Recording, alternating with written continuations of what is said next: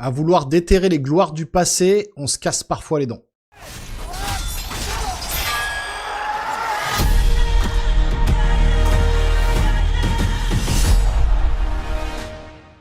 Bonjour les amis, bienvenue sur la chaîne, j'espère que vous allez bien, puisqu'aujourd'hui on va parler du film Gladiator 2 que j'ai eu la chance de voir en avant-première en Dolby Cinema ce dimanche 10 novembre 2024.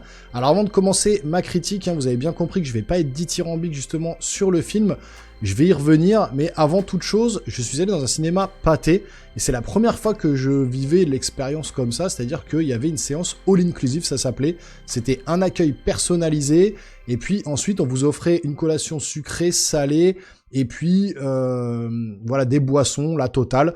Tout était compris dans le prix. Par contre, le prix, attention, accrochez-vous, c'était 46 €. Alors moi, j'ai une carte pâtée où je paye 20 € par mois pour aller voir tous les films. Une salle en Dolby Cinema, normalement, c'est à peu près 22 €. Donc là, moi, j'ai dû rajouter 26 € de ma poche. Mais dedans, vous aviez des sandwichs au saumon, du champagne, des pop-corn, des muffins, une petite carte personnalisée, tout ça que je vous mets à l'écran, que vous pouvez voir tout de suite. Donc c'était plutôt sympa. Mais est-ce que ça valait le prix pour cette séance all-inclusive? Je ne sais pas. Bon, en tout cas, j'y suis pas allé forcément pour ça, mais je voulais un peu vivre l'expérience, voir ce que c'était que ce all-inclusive. Bon, c'est pas forcément quelque chose que je referai, mais je voulais vous mettre ça en introduction de la vidéo. On va parler maintenant, on va rentrer dans le dur, on va parler du film directement. Et là, oui, c'est une déception me concernant. Alors, je vous le dis tout de suite, j'ai vu la critique de Merege, je ne comprends pas du tout son point de vue. Je comprends pas comment il peut être aussi élogieux sur ce film, qui soit un peu nuancé, à la limite j'aurais compris, mais qui donne autant d'éloges sur ce film, voire presque qu'il soit aussi bon que le premier. Voilà, moi je suis pas du tout de son avis pour le coup, c'est pour ça que c'est toujours intéressant de voir plusieurs critiques cinéma, plusieurs avis, et je vous inviterai à aller vous faire votre propre avis bien sûr au cinéma, parce que c'est un film à voir sur grand écran avant tout, ça c'est sûr, au niveau de la réalisation, au niveau de la mise en scène, au niveau de l'image, au niveau voilà des décors, des costumes, voilà, on sent que c'est quand même un grand péplum, que voilà Ridley Scott a mis les moyens, que voilà il a très bien réalisé son film, très bien mis en scène, voilà son film, ça fonctionne super bien. Maintenant, il va y avoir des gros défauts. Les gros défauts, ça va être déjà le scénario, l'histoire, la narration, on va dire, pas forcément le scénario en lui-même, mais la narration, comment elle est faite. Il y a un gros problème, c'est très bancal sur certains personnages. L'histoire de certains personnages est complètement mise au second plan, d'autres qui vont trop vite, et d'autres qui sont là, qui sont mis au premier plan alors qu'ils ne devraient pas forcément l'être. Déjà, je vais parler tout de suite de Denzel Washington. C'est le film de Denzel Washington. Ce n'est pas le film de Paul Mescal, ni de Pedro Pascal, ni de qui vous voulez, c'est le film de Denzel Washington. Et le problème, c'est que Denzel Washington fait du Denzel Washington. J'avais l'impression de voir Equalizer au temps des péplums. Voilà. Toujours sa façon de jouer, c'est sa façon à lui. J'aime beaucoup Denzel Washington dans ses films, mais dans ses films modernes.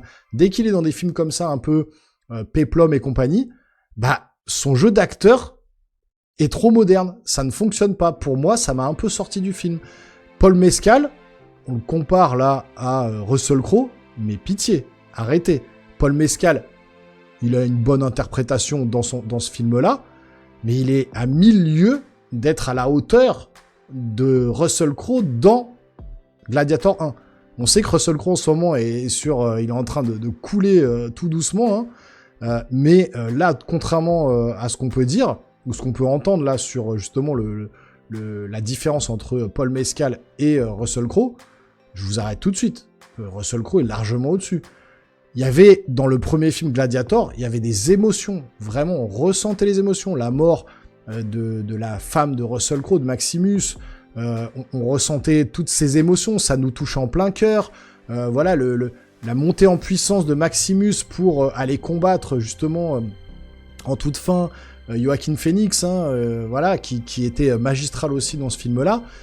Là, on ne ressent rien, il n'y a pas d'âme dans ce film, c'est quand même plat, je veux dire, le scénario est assez plat. Ok, on va nous ressortir des clins d'œil au premier film, on va nous ressortir certaines notes de musique du premier film qui vont nous rappeler tout de suite, qui vont nous faire remonter certaines images, certaines sensations qu'on a vécues dans le premier, mais qui ne fonctionnent pas du tout dans le deuxième. C'est-à-dire que je me suis pas ennuyé pendant 2h30, c'est-à-dire que le film est passé, voilà, j'ai pris du plaisir à le regarder, mais vraiment sans plus, quoi. c'est loin d'être magistral ou d'être épique, comme peut le dire Merej dans sa critique. Franchement, je suis pas du tout d'accord avec ça. Pour moi, c'était assez plat dans l'ensemble. Voilà, on passe un bon moment, c'est un bon film, mais dans 10 ans, ce film-là, on n'en parle pas, quoi. Contrairement au film Gladiator 1, où on va en parler encore dans 10 ans, ce film-là, dans 6 mois, plus personne ne parle de ce film. Plus personne ne parle de Gladiator 2, quoi. Alors, encore une fois, il y a aussi les effets spéciaux qu'on avait vus dans les trailers. Les effets spéciaux, mais attention, alors c'est ILM, hein, normalement, c'est Industry Light and Magic, hein, la boîte de Lucasfilm. Les singes qu'on avait vus dans les trailers, j'avais une amie avec moi qui m'a dit, mais c'est des singes, transgéniques, quoi. Les singes, on n'arrive même pas à reconnaître quelle race de singe il s'agit. C'est-à-dire que ils sont énormes, ils ont pas de poils, ils sont très mal faits en CGI, et c'est des singes qui font 300 kilos, quoi. Je comprends pas l'image qu'il a voulu donner sur ces singes dans cette arène. Ça fonctionne pas, je trouve. Franchement, ça fonctionne pas. Il y a une scène avec de l'eau, je vais pas vous spoiler, je vais pas vous en dire plus, vous viendrez me dire dans les commentaires, mais c'est invraisemblable. Ça ne peut pas arriver.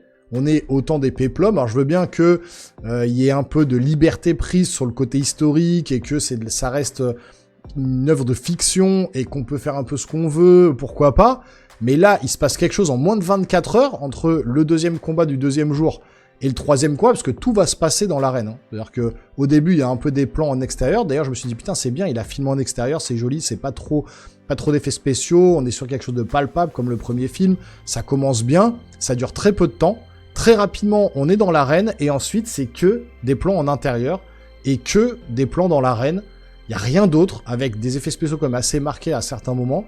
Il y a quand même de très belles images parfois, où voilà, ça va être presque en noir et blanc, ou presque bleuté l'image, où il va un peu se souvenir, être comme un peu dans l'au-delà, pour un peu voir les personnes disparues, etc.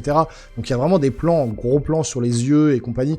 Donc voilà, au niveau réalisation, il y a certains plans quand même qui sont très très beaux, on sent que c'est la patte de Ridley Scott, on sent qu'il est derrière la caméra, pas de problème. Mais par contre, voilà, il y a très peu de décors, quoi. Ça se passe toujours au même endroit. L'histoire est pas approfondie, ça tombe comme un cheveu sur la soupe, comme ça, d'une scène à l'autre. Voilà, c'est vraiment... c'est bizarre. Franchement, la narration sur les personnages est bizarre.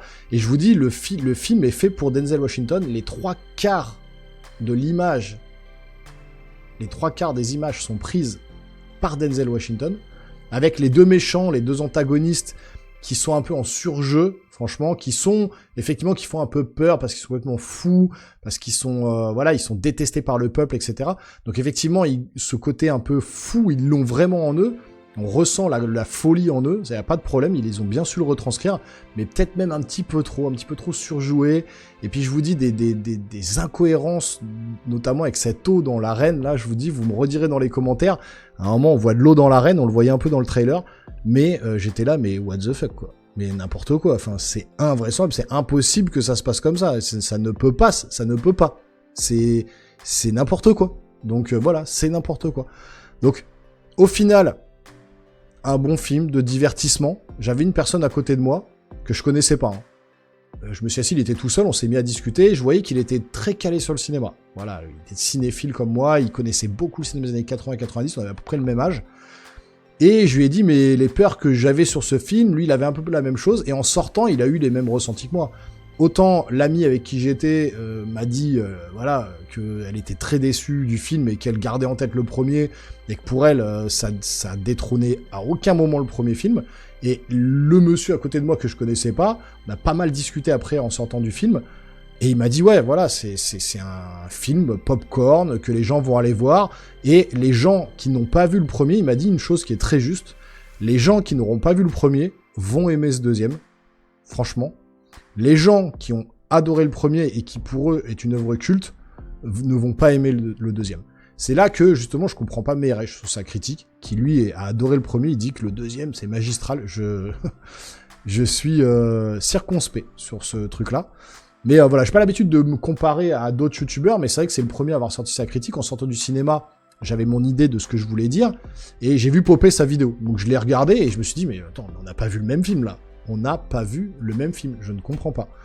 Et j'ai vu d'ailleurs dans ses commentaires pas mal de monde qui disait mais on n'a pas vu le même film. Donc effectivement, je pense que voilà, je rejoins plutôt ceux qui sont dans les commentaires, mais vous me direz, vous, justement, ce que vous en avez pensé. Mais pour moi, voilà, Paul Mescal est loin d'égaler Russell Crowe, même si il a un jeu d'acteur qui est plutôt bon, mais sans être exceptionnel. L'actrice qui joue la blonde, qui était déjà dans le premier, j'ai plus son nom, pardon, qui était dans le premier film, bon, elle fait le job, mais sans plus. Les deux ennemis, les deux antagonistes, sont en surjeu. Pedro Pascal, il fait du Pedro Pascal, mais ça lui va bien. Je trouve que là, il a un jeu posé, voilà, qui est très bon. Et Denzel Washington, il fait du Denzel Washington, mais vraiment à donf, quoi. Equalizer, je vous dis, dans un film de péplum, quoi. Donc voilà, moi ça m'a dérangé, effets spéciaux assez marqués, et puis des invraisemblances, des trucs invraisemblables dans le film. Voilà, toujours le même lieu, pas d'émotion, pas d'âme, j'ai rien ressenti. Même la toute fin du film, on essaye de nous faire ressentir des choses vraiment en toute fin du film, et ça prend pas du tout, quoi. Vraiment, il y a rien qui a pris, en tout cas me concernant. Je suis vraiment déçu, et de toute façon, je le savais, je me disais que faire une suite à Gladiator, je trouve que ça n'avait pas d'intérêt, ça n'avait pas de sens de faire ça. C'est comme essayer, encore une fois, comme je vous ai dit en introduction, de déterrer les gloires du passé. Et ben parfois, on se casse les dents en faisant ça. Et je trouve que là, Ridley Scott s'est un peu cassé les dents. Donc ça restera un bon divertissement, un bon film popcorn pour ceux qui n'ont pas vu le premier. Mais pour les autres, vous allez peut-être être comme moi, être assez déçus et trouver le film, vraiment sans aucune émotion et sans aucune âme. Voilà. C'est tout ce que j'avais à dire sur cette critique. Vous me direz une fois que vous l'aurez vu dans les commentaires ce que vous en avez pensé. Là, ça sera intéressant de débattre parce que ça va peut-être être clivant. Il y aura peut-être vraiment des avis complètement partagés sur ce film. Donc ça sera intéressant de débattre entre nous et de voir le pour, le contre et voir qui a aimé, qui n'a pas aimé. Et puis si vous voulez me soutenir, vous pouvez vous abonner à la chaîne, activer la petite cloche et le pouce en l'air. Vous connaissez la chanson. Et nous les geeks, on se revoit très rapidement sur une prochaine vidéo. Portez-vous bien surtout. Ciao, ciao.